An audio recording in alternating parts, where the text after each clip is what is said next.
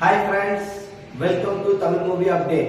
இன்னைக்கு நம்ம என்ன மூவி அப்டேட் பார்க்க போறோம் அப்படின்னா, ரொம்ப வருஷம் கழிச்சு ஒரு மௌன படம் வந்திருக்குங்க. அந்த படம் தான் காந்தி டாக்கீஸ் அப்படின்னு சொல்லிட்டு. இந்த படத்துக்கு ஏன் டைட்டில் வச்சாங்க அப்படின்னு பாத்தீங்க அப்படின்னா, படமே பணத்தை மையப்படுத்தின கதை தான்.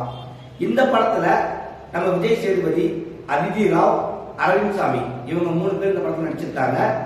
நம்ம விஜய் சேதுபதி பாத்தீங்க அப்படின்னா, ஒரு ஏழ்மையான குடும்பத்துல ஒரு நோயாளியான அவங்க அம்மாவை பாதுகாத்துட்டு டெய்லி வேலைக்கு போயிட்டு வேலை கிடைக்காம மும்பை மாநகர்ல ஒரு சின்னோடு பொட்டி சைஸ் ஒரு வீட்டுல வாழ்ந்துட்டு இருப்பாரு.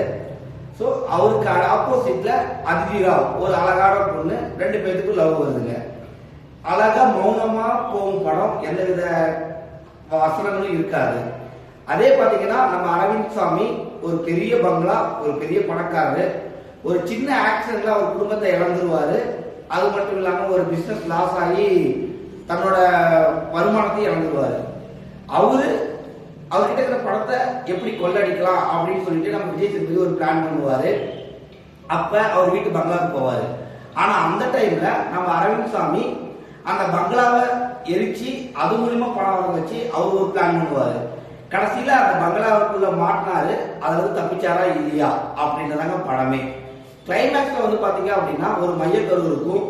வாழ்க்கைக்கு பணம் முக்கியமா இல்ல வாழ்க்கை முக்கியமா அப்படின்றத ஒரு அழகா எடுத்து காமிச்சிருப்பாங்க இந்த படத்துல. அதனாலதாங்க படத்துக்கு காந்தி டாக்கீஸ் அப்படின்னு வச்சிருக்காங்க.